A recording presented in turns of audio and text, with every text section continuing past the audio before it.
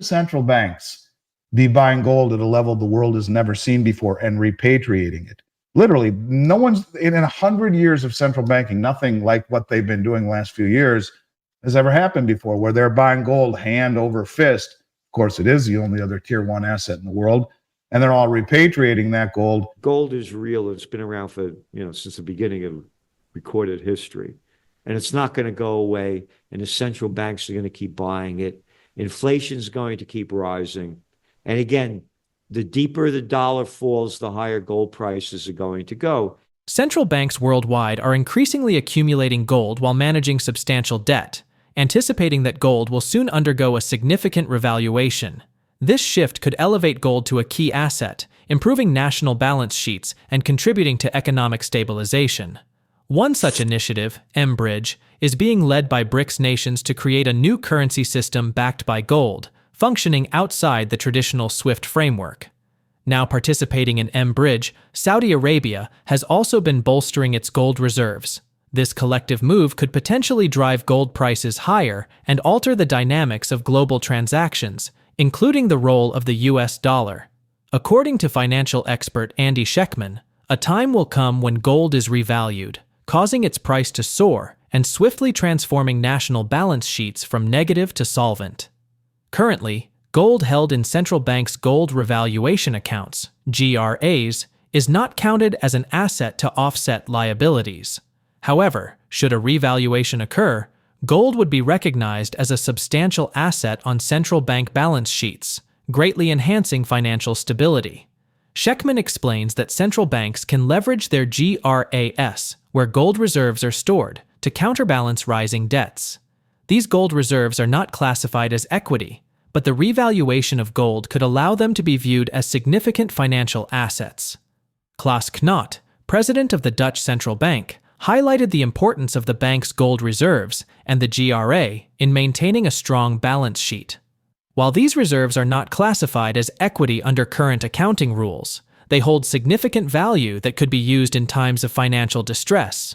Knot emphasized that the Dutch Central Bank's balance sheet remains solid, with gold reserves worth over 20 billion euros in the GRA. This gold could help address financial imbalances and provide a crucial buffer against liabilities if revalued. We will present clips from Andy's interview. But before we do, if you want more videos like this, please hit the subscribe button and turn on the notification bell for more updates. Thank you, and enjoy the video. First of all, Janet Yellen could just say this is what it is. She doesn't need congressional approval. She can tell Jerome Powell, I want you to revalue gold to this number. The head of the Dutch National Bank has been talking about this for a long time. He said, we should revalue the gold that we have that's worth 20 or 30 billion euro right now. It's valued at $35 an ounce across the board on all the European countries. It's still the Bretton Woods number. In the US, it's valued at 42.22. They revalued it or made it official sometime after it was released from the peg in 71. But anyways, the bottom line is that you can't make it up. Every single central bank balance sheet holds gold in what's called the gold revaluation account. And as it is right now, the gold that is held in these accounts is not able to be to offset liabilities. And so the way that they hold it, it's the gold that they physically hold is in an asset on their balance sheet, but on the liability side is something called the gold revaluation account, which mirrors the amount of gold in the asset category. So it offsets one another, balances out. There isn't an ability, if you will, to offset it at this point against assets or liabilities, rather.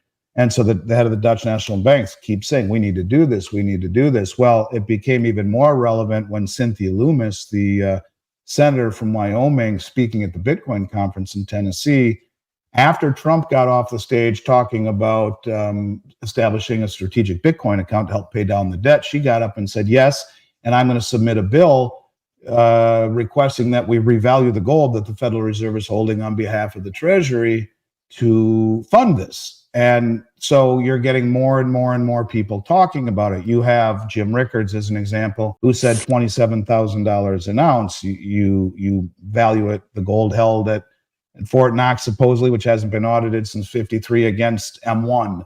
And there are others that will use M2 and do it. And whatever the number is, look, every $4,000 increase in gold would give a $1 trillion free and clear deposit into the Treasury General account. As crazy as this sounds, okay? And I'm not, I did an interview with Michelle McClory of Kitco, and I said this, and that's actually the title that they ran with, and is that you put it 130 or 140,000 an ounce, as nutty as that sounds, and just make a decree and say any government that wants to send their gold to the U.S. Treasury will pay them 130,000 an ounce. That value, based upon the 8,300 and whatever 30 metric tons we have, would render our 36 trillion in debt almost completely balanced with our assets. Is it crazy? Over my shoulder is President Roosevelt. This is when gold, everyone owned gold in 33. It was currency. He confiscated it, and then by decree devalued the dollar by 40%, increasing the price of gold by 40%. It happens. It's happened. Could it happen? Yeah, why not? It's probably a lot easier than outright default or hyperinflation. Yes, it would create inflation, but it's probably something that would they notice as being less painful than the other options. But could it happen? Yeah, I think that is, look, why would the most powerful bank in the world, the BIS, reclassify gold as the world's only other tier one reserve asset next to US treasuries and dollars after almost 80 years of it just being dollars and treasuries? If they didn't have something big in store for gold, why would the central banks be buying gold at a level the world has never seen before and repatriating it?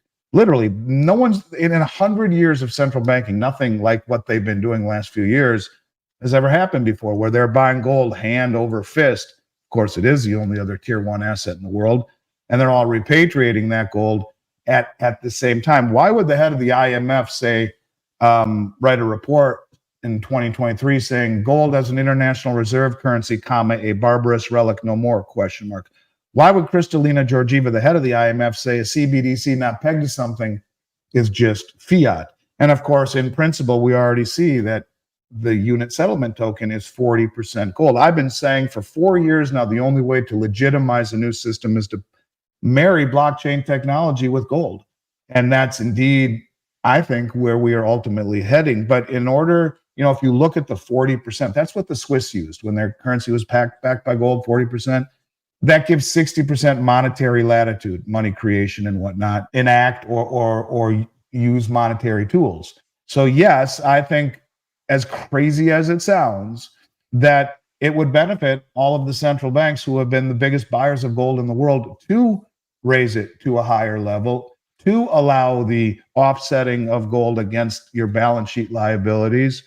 And I think it's something that they notice. And when Cynthia Loomis, the senator from Wyoming, says it, to me, it's a whole lot more noticeable than when the head of the Dutch National Bank says it. But the fact that both of them are saying it, to me, tells me that the West understands it, notices it, but so does the East. And these are the countries that are buying it and producing it and possessing it in a way that, is we've never seen before. So yeah, I think there's a probability, don't know how high of probability, but better than ever before, that is on the table, and it would immediately not only render countries' balance sheets in good order, but it would reestablish credibility in a system that is massively lacking it. No one trusts it anymore. No one trusts politicians. That's why there are ridges on coins, because you go all the way back to the Roman time, and they had to pay their soldiers all around, this expanding empire. So it's getting more expensive. So they would just lightly trim around each of the coins and get a pile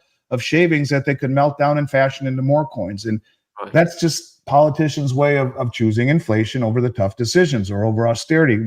It was true back then, and it's true now. So the only way you will ever get, I think, credibility in a system is to peg it to gold. And if you don't want it to be redeemable, because, convertible currencies convert. President de Gaulle proved that. I think you just tie it to blockchain and make it very, very transparent and very open, and you have a system that has a fighting chance of credibility and sustainability. So yes, I do think ultimately that is on the radar, and probably a higher probability than people would give credit to. Gold prices have experienced a significant increase in recent times, making 2024 a notably strong year for the precious metal.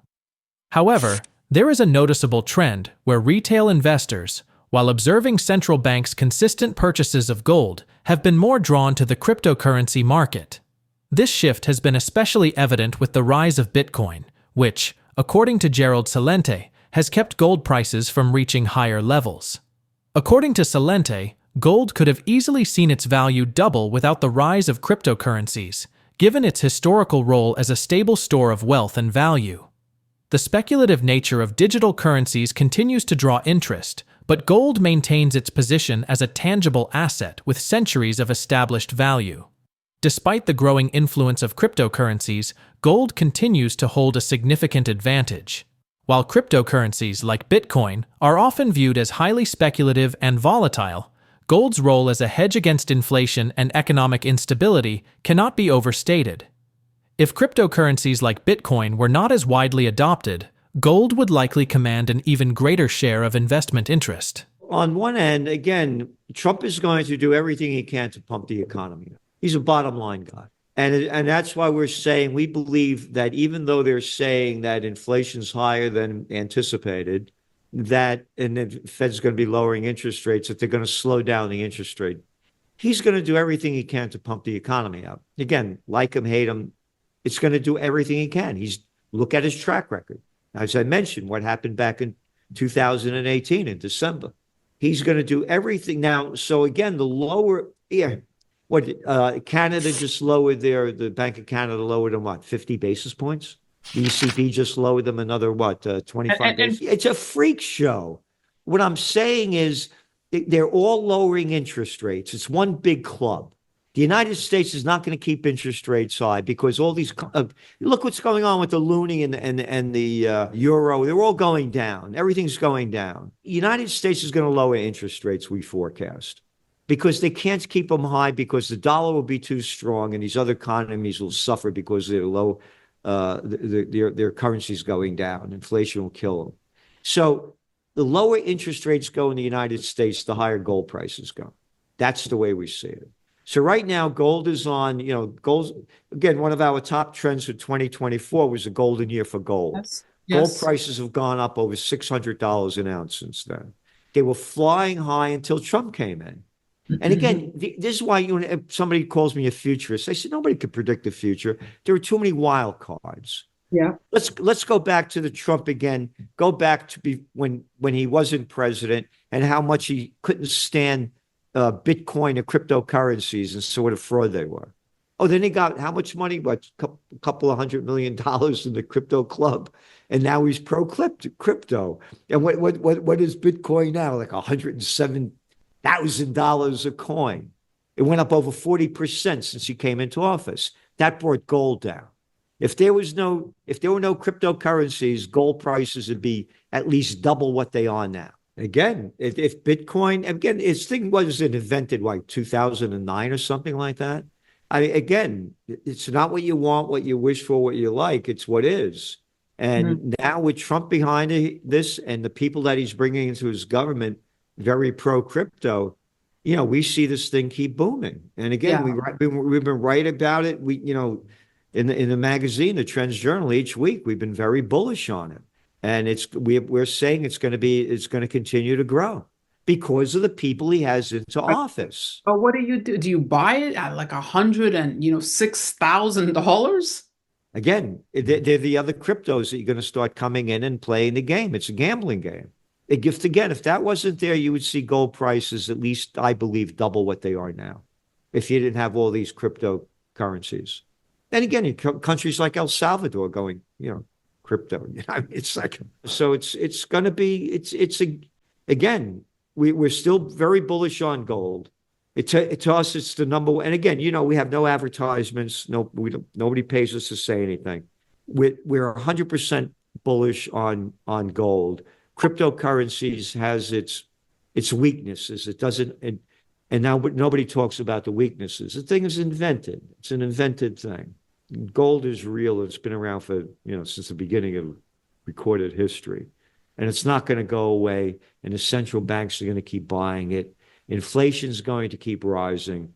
And again, the deeper the dollar falls, the higher gold prices are going to go. And again, that's the other thing you have to look at about all these countries that are disgusted with America's economic and geopolitical hegemony. The BRICS are real. And there's going to be a point when they've had enough of the dollar and enough of the United States. We're only 345 million people out of 8 billion. Countries like the US, China, and Saudi Arabia are believed to be covertly accumulating significant amounts of gold, a strategy that could have far-reaching consequences for the global economy. The lack of transparency surrounding gold reserves, exemplified by cases such as Saudi Arabia's import of 160 metric tons of gold, which went unreported, and China's ongoing acquisitions, suggests that these nations may be preparing for a future shift in the global financial system. This hidden accumulation of gold is closely linked to the potential revaluation of gold. This process could transform gold into a major asset, significantly improving national balance sheets and offering a hedge against financial instability.